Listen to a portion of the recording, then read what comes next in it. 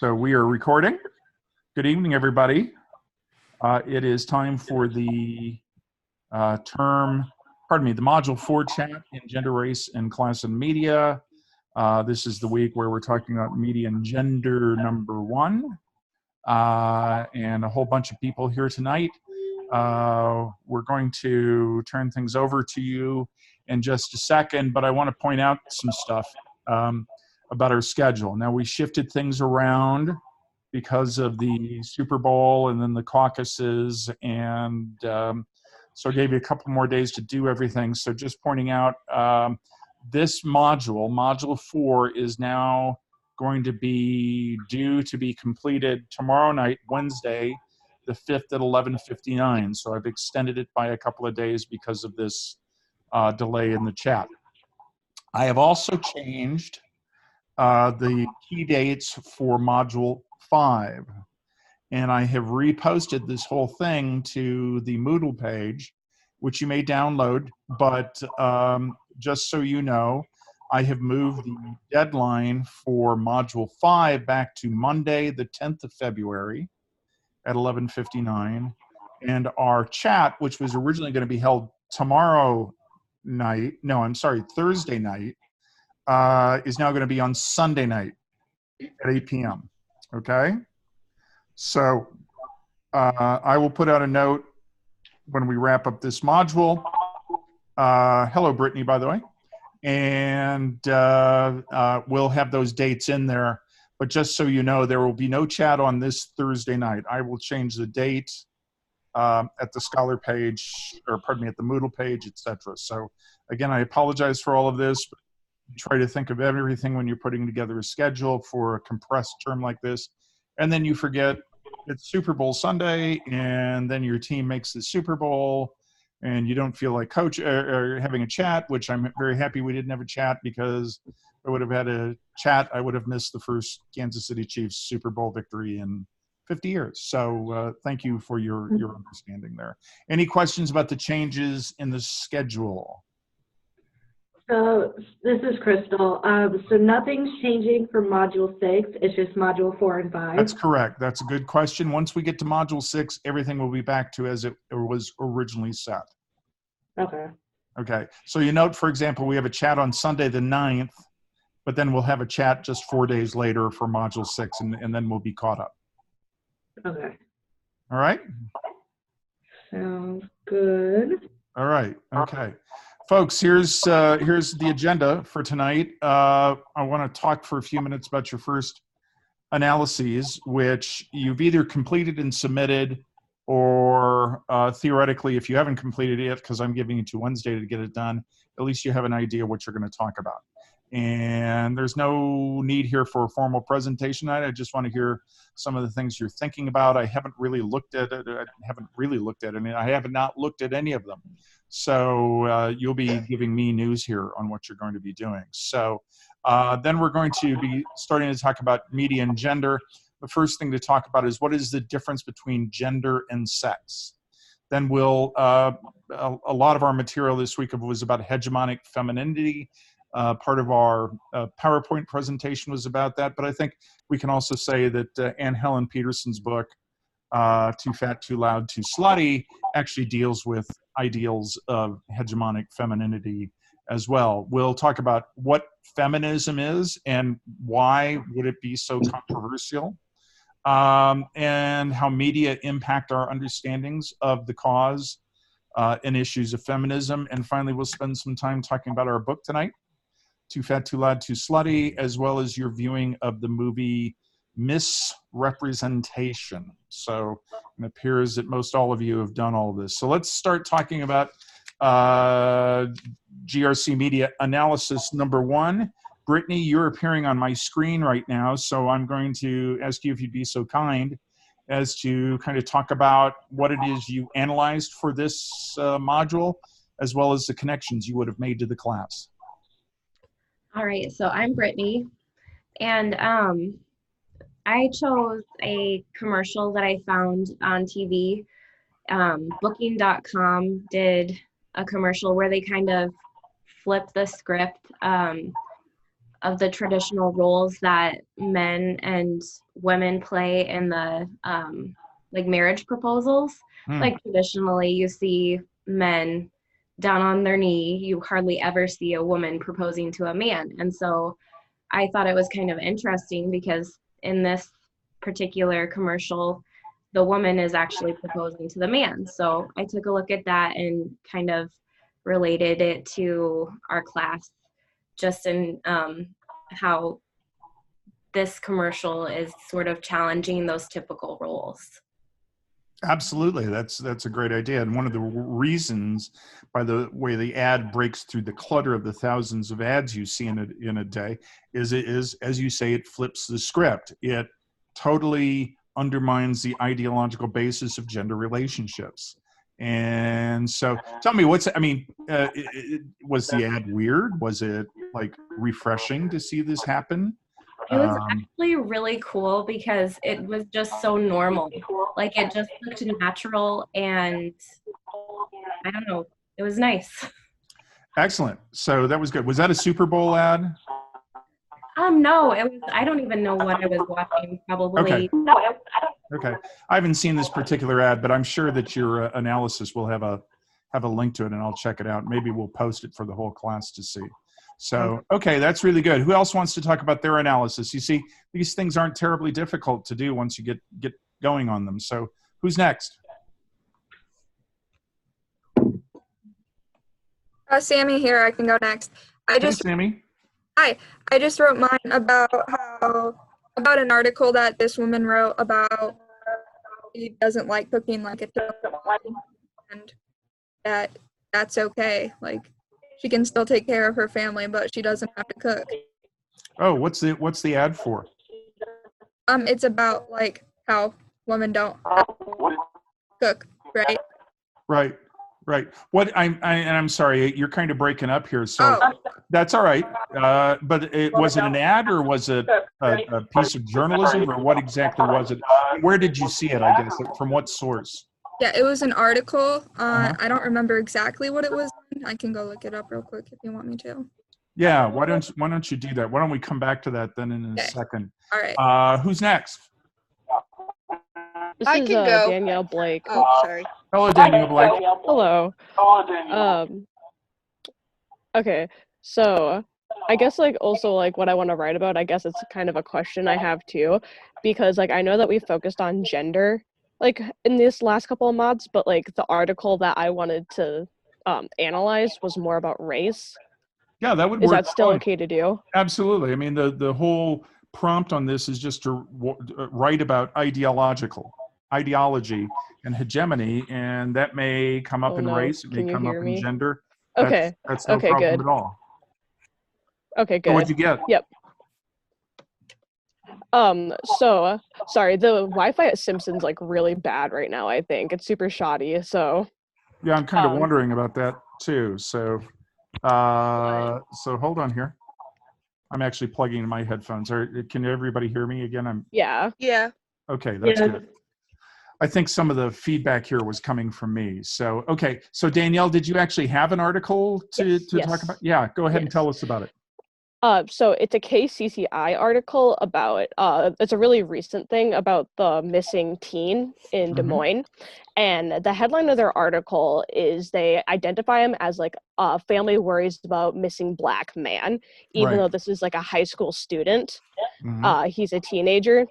And I also know it's like been an issue like with previous like police brutality towards Black boys and stuff like that, where like in articles, like in headlines, they identify them as men even if they're underage, or like on top of that, like don't put their name in the headline as well. So I wanted to kind of talk about how KCCI did that. Right. So how often do you think that media, either here in Des Moines or Minneapolis, where you're from, or anywhere, identifies someone as white? Not very often. No, not very often at all. And that's a good example of how white is the default in our culture. And so we often note people's race or ethnicity if it's not white, but the impact of that is to suggest that white is not a race. White is normal. White is the baseline.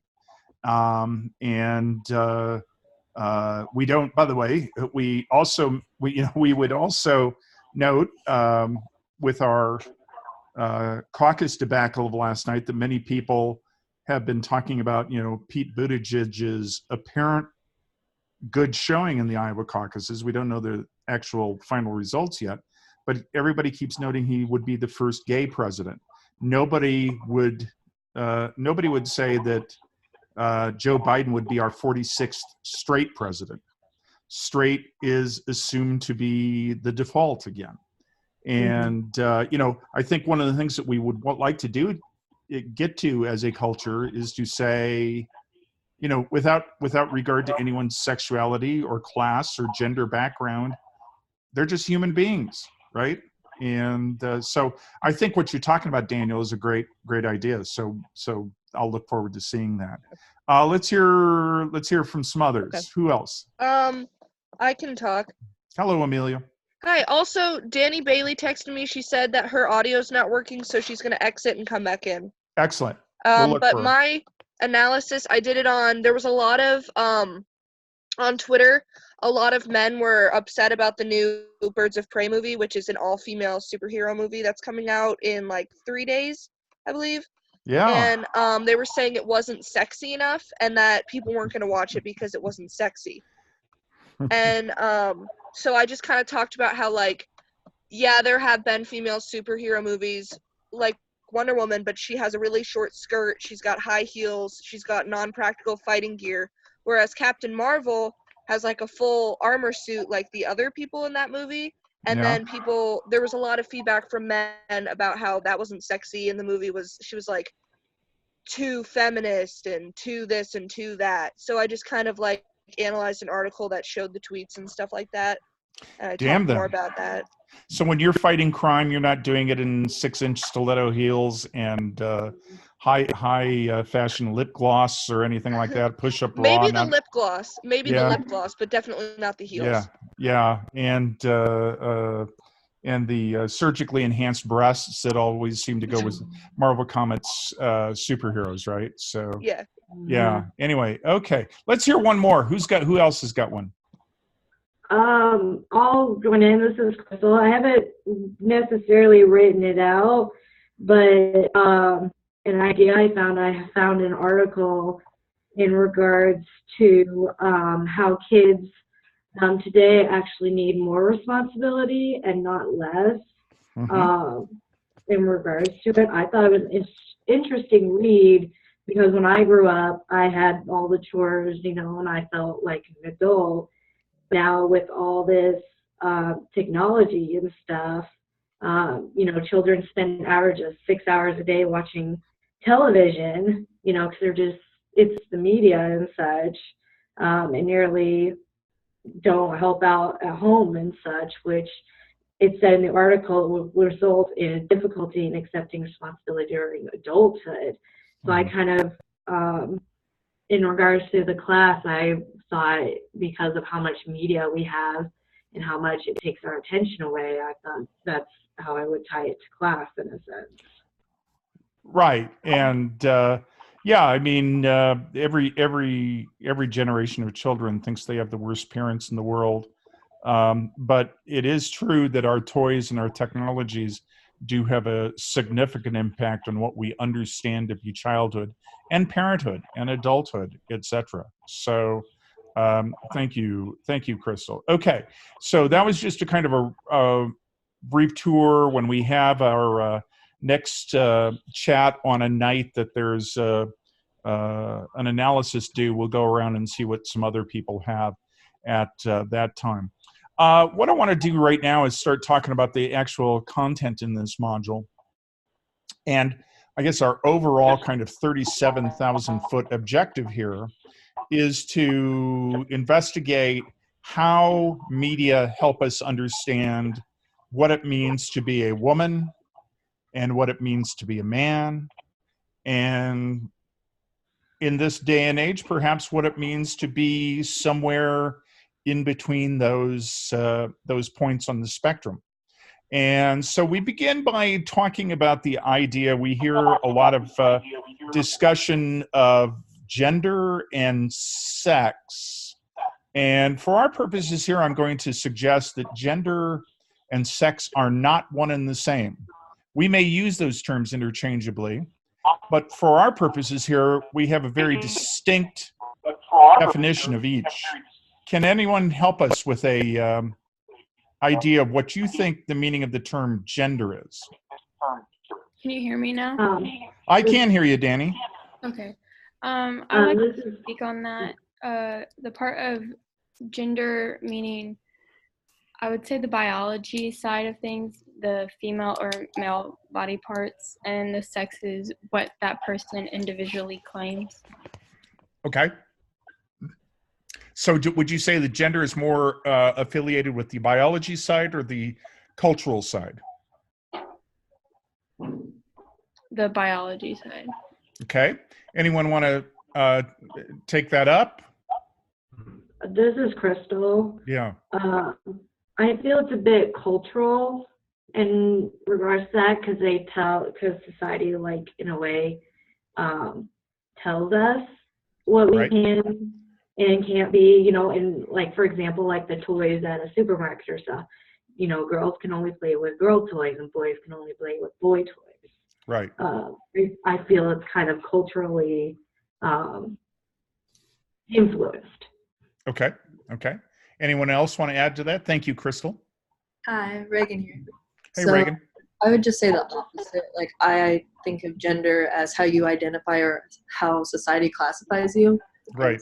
Sex is the biological term in which there are two sexes. Okay. So Reagan, I'm just going to take a wild stab here.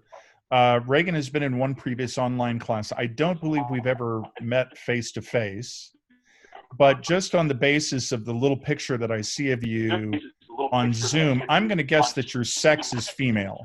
Am I correct? Yeah. Okay. Is your gender also female? Yeah, for me. Okay. Well, that's pretty simple. Yep. Can you talk for a second so we can call you back up on the screen here and people can get a good look at you? Yeah. Okay, there you are, right there, Reagan. How do we know that she's female? I mean, I don't want to put too fine a point on it, but how do we know she's female? Sammy here because she said it. Okay, we're going to trust her to be telling us the truth, right? Do you mean by appearance? Yeah, I do mean by appearance, right? I mean, Reagan, if we could get Reagan back up here, I don't think I can actually choose her. Did it work? Yeah, I think you got to say something, actually. Yeah. Is it back up yet? Yeah, there we go. Okay, so I've actually got several people up here. Okay, Reagan appears feminine. She's got long dark hair. I can't tell if it's black or what, Reagan. Sorry about that. It appears that you might be wearing a little makeup. You're wearing a top that appears to be off the shoulder a little bit. And I would code all of that, and that's an important point. I would code that as feminine. Yep. Now, we're not going to ask Reagan to prove her sex here. That would probably be entirely inappropriate. We're going to just trust her that way. But one of the things we can say is that from the time Reagan was born, her parents started a process of turning her into a woman. And that's probably meant gender appropriate clothing, gender appropriate interests, gender appropriate, etc. But I guess the point I'm trying to get here is we can talk in terms of the biology of humans as being predominantly, but not exclusively, predominantly male or female. And we make that determination on the basis of our reproductive organs. Interestingly enough, we do not make that determination on the basis of which hand you write with. We do not make any determination on the basis of your hair. We don't make any determination of gender on the basis of your weight. We make it on the basis of your reproductive capacity. And so that's what we would call the sex, really, right? So that's what makes you male or female. But when we're talking about gender, we're talking about a somewhat different concept. We're talking about the idea of femininity or masculinity. So, maybe I'll stop picking on Reagan here for a second. Maybe somebody else wants to pick up. Peter, for example, I think you're still here in the room. I think you're the only other person coded male in the room tonight, other than me. Could you tell us what makes you a man? My reproductive organs. Okay, that would make you male, but what makes you a man? My sexuality. Okay. Anything else? This is The Emmy. way I act. Hey, Emmy. Hi. I feel like gender is very socially constructed rather than like sex is like a lot like that has to do with like the biological aspect. Right. So like for like Peter example, it's more socially constructed based on characteristics of masculinity as to why he is who he is. Right. Peter, I'm just going to ask you a couple of questions here and so we can do a little screening. Do you crochet at all? No. Do you shave your legs? No. Do you twirl a baton? No. No, you haven't done any of that. When you were growing up, did you play girls softball or boys baseball? Baseball. Yeah. Would you have ever dreamt for a second about playing softball? No. No. Were there girls on your baseball team though? Or in your league, maybe? Yeah, probably. Yeah. But what boy fights to be on the softball team with girls? Yeah. Right. That's true. Right. Here's one of the things we can say about gender. Gender is our performance of our gender identity. And so we can spend a lot of time convincing the people around us that we're male or female. I grew a beard, which I biologically can do, but I can tell you if I didn't identify as a cisgender male, I would probably not want to grow a beard. And I may not even be able to grow a beard, certainly if I was female. I wear a certain type of shirt. I wear certain types of pants. I don't worry about my physical appearance nearly as much as females do, as women do. And, there's certain advantages that we can say from both perspectives of being, of performing our gender as either male or female. But here's the important point. There is no natural connection between one's sex and one's gender. And so, Emmy, I believe you're the one who said a minute ago that gender is socially constructed. Is that term again? Yes. Yeah. So, how many genders are there? Does anyone know? I mean, basically, there's two sexes, male and female, and we determine that by taking a good look at you when you come out of your mother's womb. But how many genders are there? I don't think there's an official number. There's not? There aren't Not just to my two? knowledge. There aren't just two? No, there's a bunch. Is it? Well, I mean, if we say male, female, and then LGBT, that would make sex, right? Six, I'm sorry. I think it's So- more fluid. It's more fluid. Emmy, tell me what that means. Like it's not like a predetermined number necessarily. It's more free. It's kind of like, I guess it could be a range, I guess, depending on what people categorize as gender. Right. Okay. So much was made a few years ago when Facebook determined that it was going to give Facebook users the opportunity to choose among, I believe it was like 75 different gender identities. And so we used to in this class, we don't have time here, but I invite you to go, by the way, sometime to your profile on Facebook and where you get to select your gender. Most people say male or female, which, you're free to do. But in fact, you'll find that there are all kinds of choices out there that you could select. I, in fact, invited my class members at the time to just go in and change their gender identity for 24 hours and see what people did. This is back in the days when it would say, Crystal changed her gender identity to cisgender female. And then no one would do it. No one would do it. There would be too many questions. Too many questions. So what's that tell us about gender?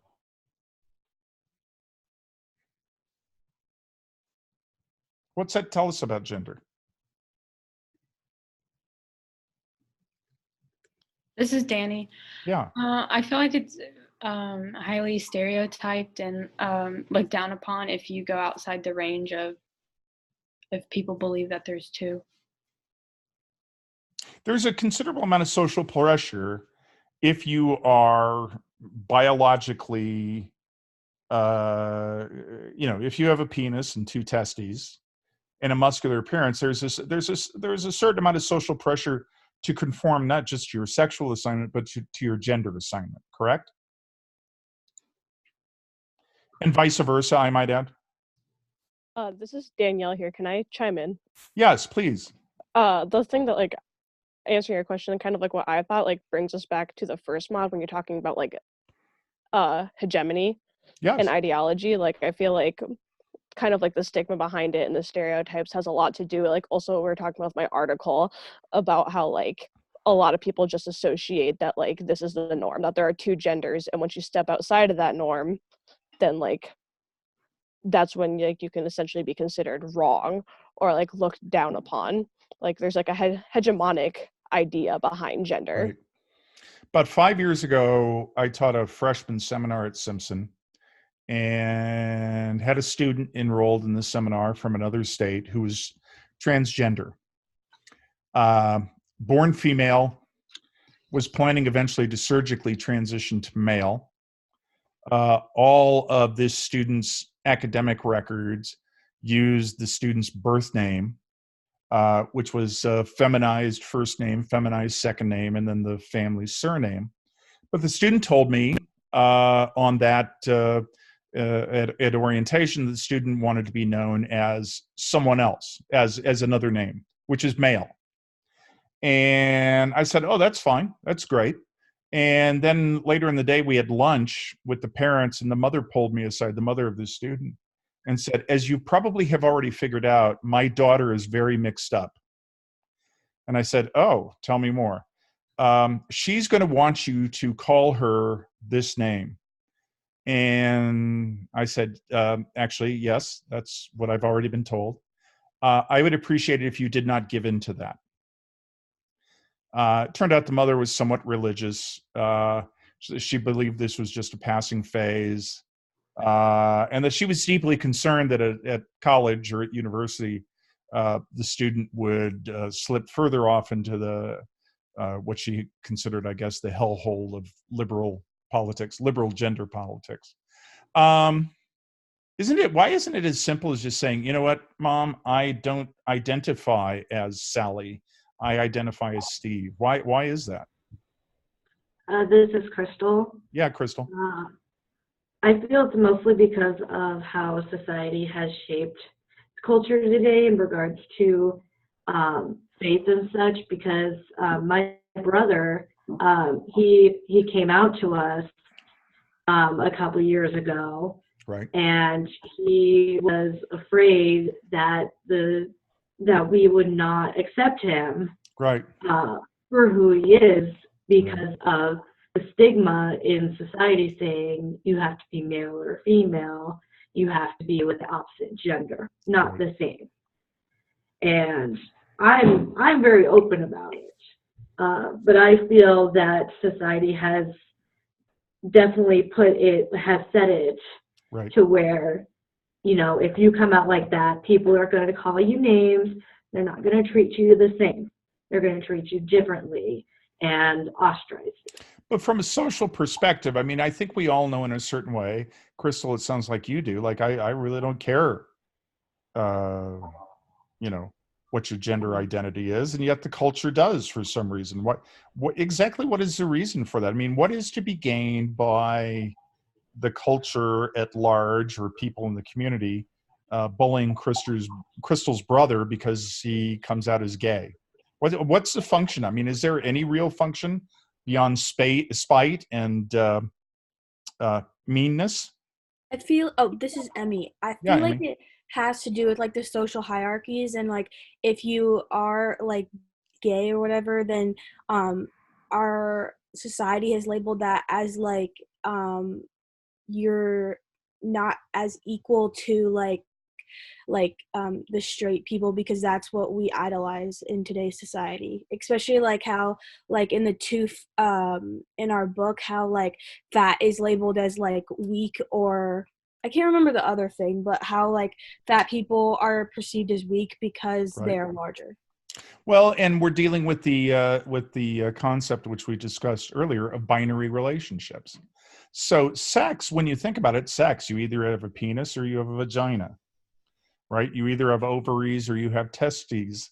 And in and of themselves, those really mean nothing in terms of power and hierarchy. It's when we invest that sex with a gender assignment that we create a hierarchy, and that masculinity stands for strength, independence, self-reliance, rationality. Femininity stands for irrationality, weakness, dependence, etc. And a lot of people will ask this question: why is it that the culture gets so upset about people being somewhere in the middle of that spectrum? And what we don't understand is that when you call into question that rigid binary structure, male versus female, masculine versus feminine, when you call that structure into question, you call into question the entire basis of social power in Western culture. If you're a male and you're used to having a lot of power and control in your personal life, in your public life, in your political life, and all of a sudden there are other males who are saying, yeah, but I'm not that masculine, that calls into question your place in the culture. And that's why there's an argument back. This is why people of a traditionalist perspective resist gender fluidity. They insist there is no such thing. The thing that makes you gender fluid is your own weakness or the weakness of your moral compass. And so we have to understand this isn't just simply a matter of people being mean or unkind. It really is a matter of the way that power is projected within the culture. And that means if that's the way that power is projected in the culture, that really tells you, well, you know what? There's a lot to be said about how we project people as masculine or feminine. Do you understand what I'm going? Because I think that's a real key point that people don't. I don't get discrimination. I don't get homophobia. Well, if you think about it in terms of power within a culture, it becomes very easy to get right away. What do you make of that? Amy, does that make sense? For you, you brought up some good insights here in terms of social Oh yeah, construction and it power makes construction. perfect sense. Yeah. Previously I didn't really know a lot about like a lot of the different like groups, I guess, like LGBTQ or whatever, but Right. when you think about it, like how you stated it with like power and how it's projected in our culture, is so much easier to Right. understand. So this is a good moment, I suppose, to bring up the first half of the Anne Helen Petersen book. What do you think? She talks about 5 different women here, and I mean, generally, what can we make of the way that she characterizes, for example, Madonna or Nicki Minaj or whatever? What has this got to do with power? Yeah, this is Kylie. Yeah, Kylie. So the way she kind of like categorizes different women and stuff, I kind of take it as like anybody that really stands out against what the norm is and what people expect women to do. Like Madonna and like really anyone over the age of 40 and stuff, they kind of expect those celebrities to like slow down and stop being kind of who they are, and they kind of turn into, they just, they kind of retire or whatever. And so when she never did, and she still is doing the exact same thing that she was doing when she was 20 or 30, then all of a sudden it's too much. And Madonna, by the way, is my age. I think she was born within 2 weeks, either Mhm. way, of when I was born. And yet she's still out there kicking it, right? And yeah, God bless her, but she's too old. I mean, Mhm. so that's what the book says. She's too old. And what's the point of labeling her too old, or Melissa McCarthy is too gross, or Nicki Minaj is too slutty? yeah, I would Oh, sorry. Yeah. go for it. Okay, I was gonna say I think it's a way of keeping power structures in place because it's a way of criticizing them and trying to knock them down so that Right. they stay in their designated areas. Like by calling Nicki Minaj too slutty, they're trying to discourage her from what she's doing and keep her towards the norm. Because really, they're trying to get anyone that deviates from the norm to back down, and Well, it's a way to criticize and contain. Yeah. So, but what's wrong with Nicki Minaj? I mean, she looks like she's had quite a bit of work done. She's a very successful businesswoman. And her music ain't my cup of tea, but I guess I'm not her demographic either. If she wants to shake it, let her shake it. And yet, what's the big deal about putting her down? I believe this is Danny here. I believe the book use the term the proper female behavior. Right. Like if you don't act like everyone else, you're gonna be shamed upon. Right. Right. And by the way, no one to this day, I mean, Mick Jagger is 75 years old, for God's sake, and he's still rubbing his hips against women now a third of his age on stage. And nobody gets worked up about that. Nobody says, "Oh, gross, stop, you are too old, go away." In fact, the Stones go out every summer and sell at stadiums of 75, 80,000 every night for 4 months in a row. Why doesn't anyone say, Mick Jagger, you're too old? Jack Black, you're too fat. I don't know, Robin Thicke, you're too male slutty. Nobody does that. Danny here, because I believe for so long in past history and even now, a lot of people still believe that the male is the superior sex. Absolutely. And the fact is, the last 50 to 60 to 70 years have led to a complete revolution in the way we understand the power of women as opposed to those of men. And I consciously say women versus men. I don't say female versus male. Because again, I don't think we ever really thought there was that much difference in terms of power between people on the basis of whether they had a vagina or a penis. But we did think that there was a difference in their power as opposed to if they were women or men. And men just got to do a lot more because it was expected that they would be the more valuable, more dominant. Now we know that women have not achieved equality, but they've come a lot farther than they used to. Looks like somebody is perhaps chatting with us or whatever. Anyway, I'll come back to this in a second. Okay. The point about this, gender versus sex, we need to really investigate gender because gender is tied up in power.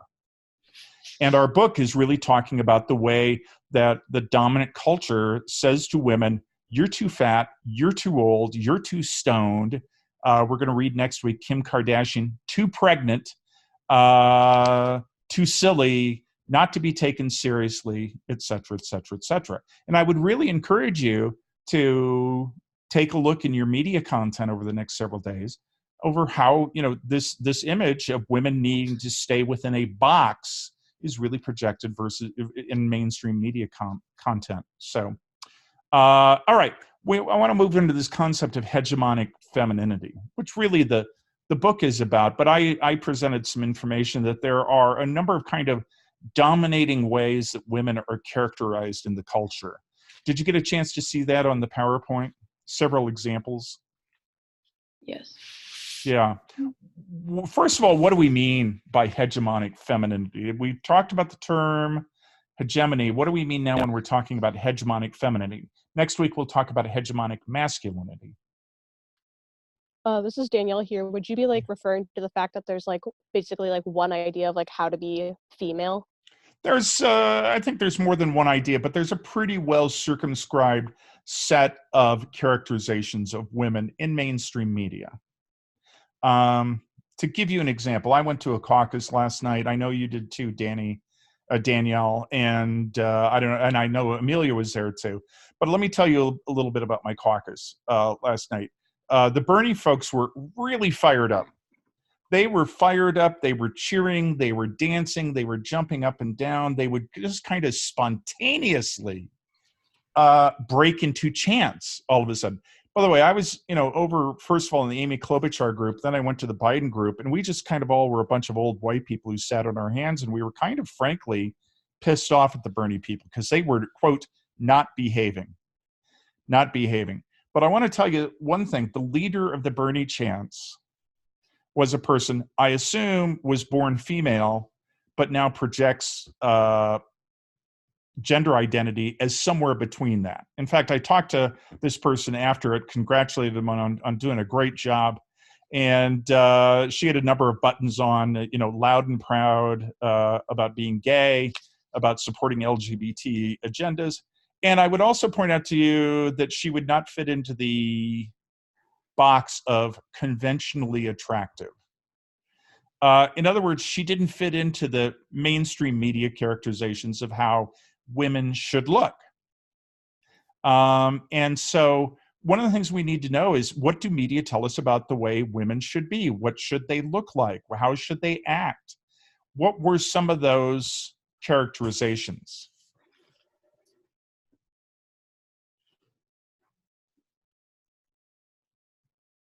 Yeah, this is Kylie.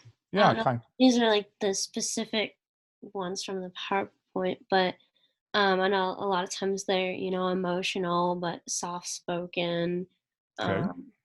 And if they're not, then they're considered like nags or whatever. Well, right. And in fact, you've brought up a number of them. So for example, there's the harassing, shrewish housewife who's just in your face all the time, right? You got him to love you, and now you're going to rule him. Mm-hmm.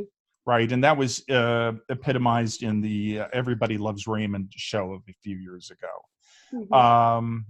But also there's there's the so-called the bunny boiler, the emotionally unstable woman who doesn't have a man and is like psychologically damaged because of it. And this was, epitomized by Glenn Close in Fatal Attraction. Perhaps a movie that's a bit young or a bit old for most of you in the room, but was a huge hit at the time. And it basically characterized women who had taken advantage of feminism. Well, now they got into their 40s, they'd never settled down, and now they were desperate for a man. So desperate that they're willing to kill someone to take her man away.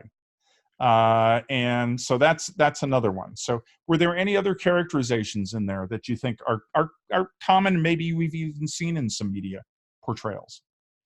This is Emmy. One that stood out to me was Hillary Clinton's. It's like right. A career woman. Well, she's the career bitch. And basically that's the woman who has, achieved a lot on her own without regard to a man or children. And we just kind of hate her for it, right? By the way, professional women loved Hillary Clinton. Women without college degrees hated her. Why would that have been? Why would women without college degrees hate Hillary Clinton? Women without college degrees may have felt that she didn't represent them. Why? Because she's a woman. Well, that doesn't mean that she represents them. There's lots of different kinds of women. Right. Not all women are the same. But right. They probably felt that she was too different from them because she had an education that maybe they couldn't obtain, and a career that they haven't experienced, so maybe they felt a bit like a disconnect from her, and like they couldn't relate. Financial independence, fame, book contracts, political office. You know what they really hated about her? She was ambitious. And so we see a lot of this in the culture, right? The successful professional women. Hell, we still ask the question, can a woman be elected president of the United States? And isn't it sad that we even have to ask that question? But we have to ask that question because look what happened to the last woman who tried to become president of the United States. We literally chose the most unlikable man in the history of the world to be president before we chose a woman. Think about that for a second. So, any other characterizations?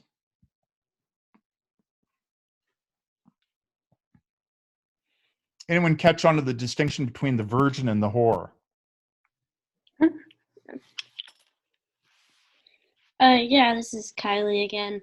Yeah. I think there's a huge, I mean, double standard between, with sexuality and, men versus women. And then because with the idea of like, if you're, a virgin or whatever as a woman, like you're too good, you're too, whatever. Right.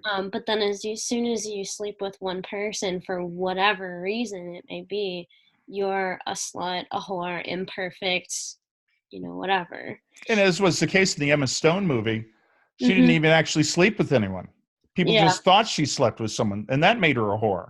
But you get the vision in the Cock Blockers movie with the parents who are obsessed about whether or not their daughters are going to have sex at the high school prom, right?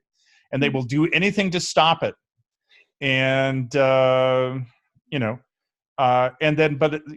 say, well, you should be who you want, you should do what you want, you should have the relationships you want, but don't do that. Please don't do that, because then you're going to be a whore. And we literally don't want that, right? We don't want that.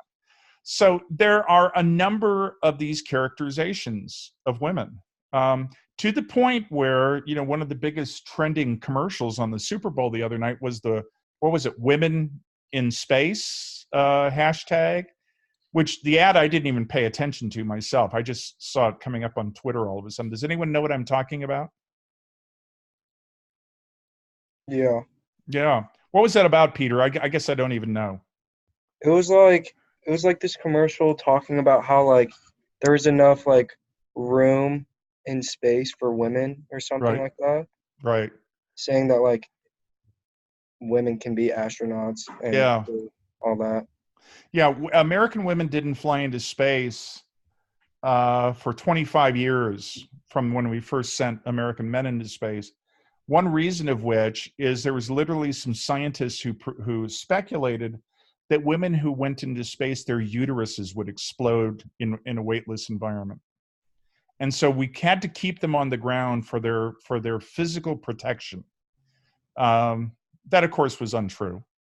And in fact, just a few months ago, I don't know if you saw this in the news, space usually isn't that newsworthy anymore here, but we actually had, for the first time ever, 60 some years after humans started going to space, the first spacewalk with two women spacewalkers who were the only spacewalkers. And no man was out there with them. And God love them. They didn't screw anything up. Right? So, it was made a big deal when a woman commanded the space shuttle and the space station.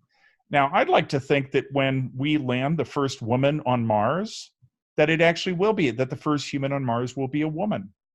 I would bet you good money it is, but there's a lot of people lobbying against that. So the fact is that we make a big deal about women in space or women who code or women who run for president.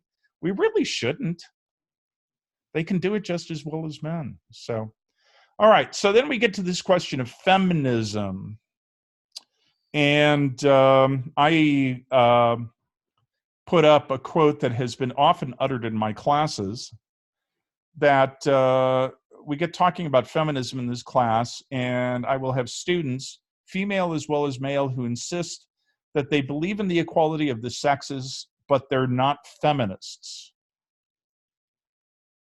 What do you mean? You believe in the equality of the sexes, but you're not a feminist. How could that possibly be an objectionable philosophy to hold? Oh yeah, this is Kylie. Yeah, Kylie. I would say, because I definitely had this same outlook, especially when I was in high school. Right. But I think, especially media, really portrays feminism as like the extremist version of it, of like feminism means that all men should die and women should rule the world. And so I think it's not necessarily portrayed as an equality thing. It's more of like a flip of the whole like hierarchy. And why don't we believe women when they say they want equality? That what they really want to do is destroy men. Where does this come from? Anyone? Hi, Reagan here. Maybe to me, it's like men view it as losing their power, Right. that will overtake them essentially. Just on them. Well, I think you're onto something there. There's a sense of women gaining power to equality, that those who hold the power are saying, oh, hold on, I'm all in favor of equality as long as I don't lose any power. It's just Right. a big power struggle. Yeah, it is a power struggle, isn't it? I mean, do you Emmy, you talk about a power struggle. Do you engage in a power struggle in your own life that somehow has anything to do with feminism, or is this just something that's, talked about in the media and it doesn't really impact you at all? I don't really think it impacts me at all, but I'm a very blunt person, so Yeah. So are there any backlash to you being blunt? yeah, people either like me or they don't, but I'm very honest and I respect people's opinions, but I also have my own, so Right. Are you a feminist? I feel like the reason why I'm not exactly saying yes is because I feel like Kylie said that's such an extreme, and I feel like I'm not overzealous on like many have portrayed feminism, like how like strong. Is it really an extreme? Is it really an extreme? I feel like those, when you think of feminists, you think of those extremists. Right. At least I do. But Right. Okay. So by the extremists, you mean the bra burners? mm, Or do you mean the radical lesbians who want all children aborted and want to end all marriage except for gay marriage, yes, as well as they want to kill men? They want men out of every position of power. They want an all-woman Supreme Court, an all-woman Congress, and an all-women presidency, all-women military, all-women professional sports. Are those the extremists you're talking about? yeah, Yeah. How many extremists do you think there are who actually think that? not many, I suppose. I don't think there are any. And so my point is, why would people find this an extremist agenda? An extremist agenda that women should be paid the same as men, that women should have the same opportunities in their personal lives and professional lives and academic and social and cultural lives as men. That no woman should be discouraged into going any particular line of work that she wants. Why would some people find that extremist? Danielle here. Yeah, Danielle. So, this actually reminds me of like something like a discussion that we had like in a class in high school, believe it or not. But like one way that like my English teacher explained it to us in high school is that when people view equality sometimes is that like people in power for some reason believe that they have to give up their power in order for like less advantaged groups to like have any power at all. And they don't normally like see it as like an idea of just like it's about having equal power, not about women having more power and men giving up their power. But Right. for some reason, like these more advantaged groups often see it that way. Right. So mainly we have women in the room tonight, at least some of whom are mothers and many others of whom eventually will be mothers.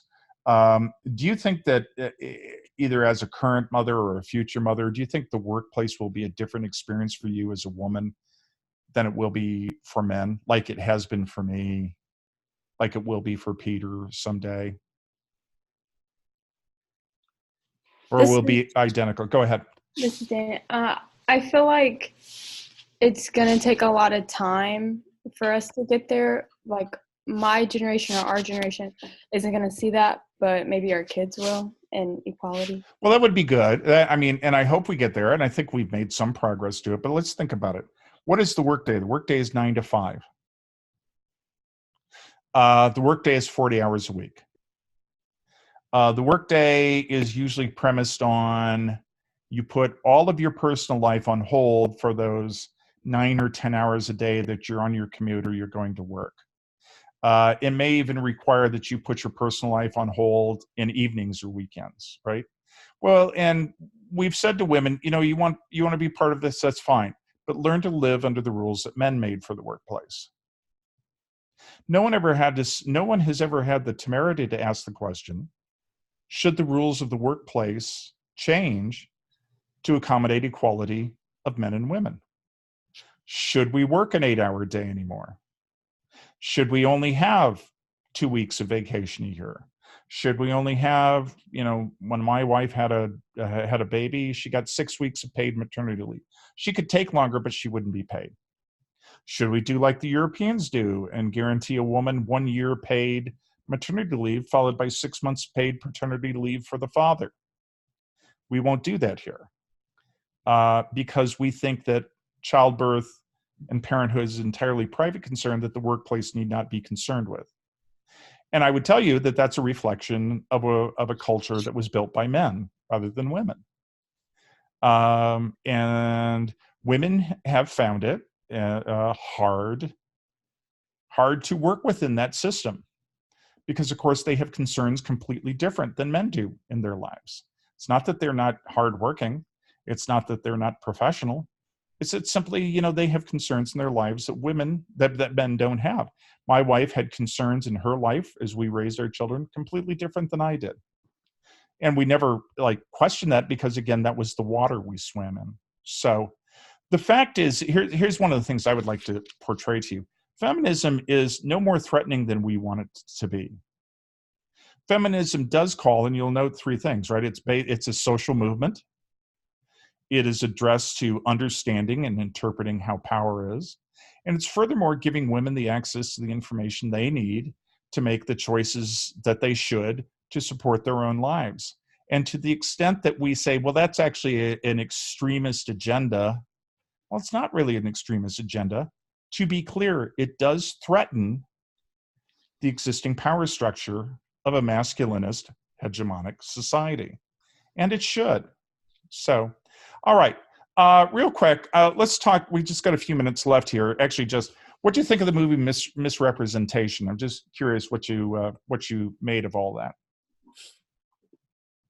Hey, this is Brittany. Yeah, Brittany.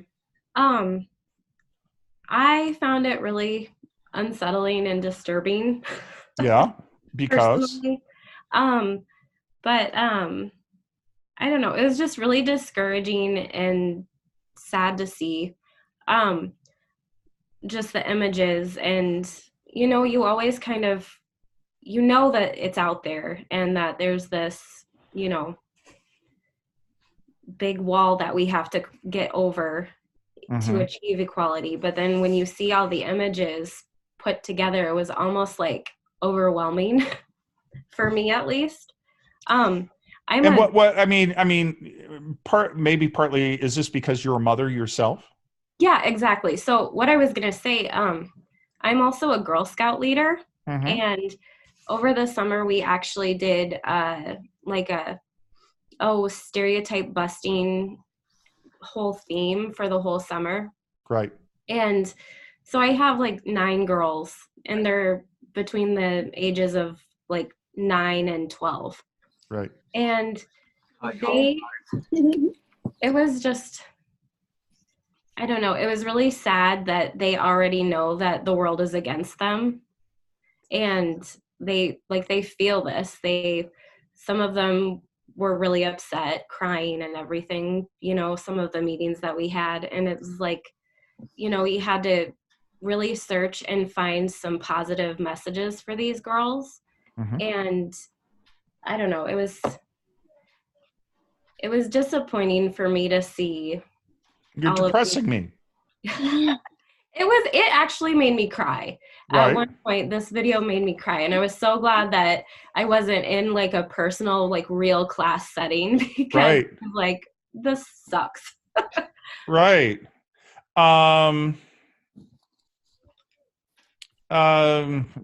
What else? Thank you, Brittany. That's good. That's powerful. I'm sorry, I can't remember. Do you have a daughter or daughters? I have one daughter. She's 12 years old. Yeah. And I try everything I can. Like we get her, or her entire life pretty much. We've gotten her STEM boxes. We do the girls that code. Yeah. Um, we go out hiking. We try to get her involved in different things that Yeah. maybe are typically more, geared towards boys and that kind of thing. Right. Um, Does your daughter tell you what she wants to do when she grows up? oh yeah, she wants to be a comic book artist at the moment, but she's Okay. like an amazing writer too. She's Yeah. she's pretty cool. You would like her. Yeah. Well, good. Maybe we can get her someday. So, although I'll probably be retired by then. What else about the movie? Are you still going with me or Anyone else? okay? Yeah. Anyone else on the movie? This is Kylie Yeah. again.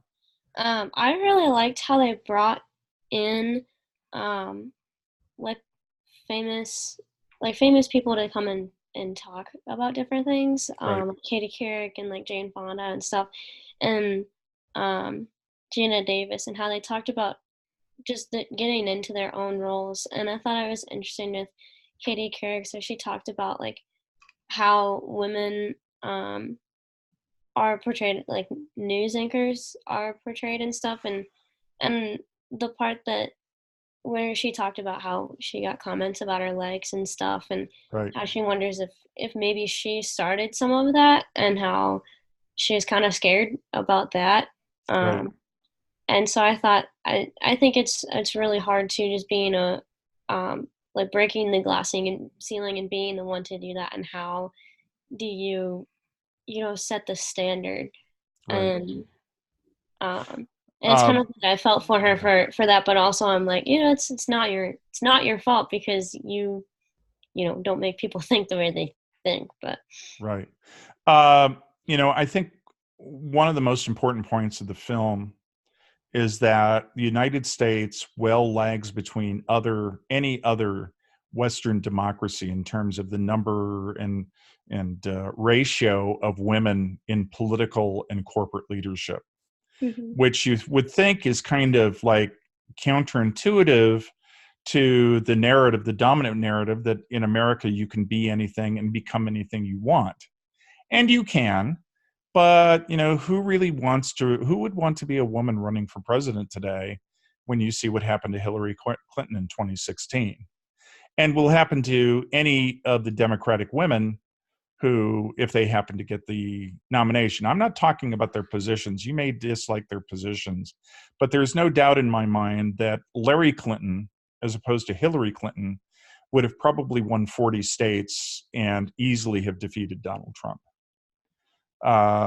And again, I like went off today on someone on Facebook who still is insisting that Hillary Clinton has had people murdered. I'm just, let it go, right? You beat her. Is that not enough? And so I think that's one of the things is how does our culture, how does our media content, how do our social institutions actively discourage women from assuming positions of cultural leadership?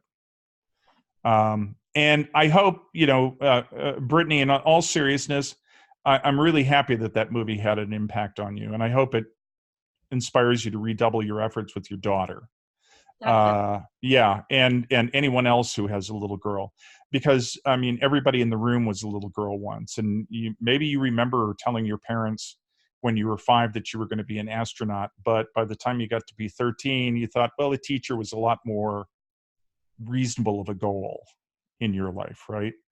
And we do these things. We do these things, and media play a huge role in that. Any last thoughts before we call it a night? I know we're a little bit over, and I apologize for that. No last comments? Okay. Just again, please keep in track with this new schedule. Please complete the mini exam and get your gender, race, class, and media analysis #1 uploaded by tomorrow night at 11:59. And then we will start module 5.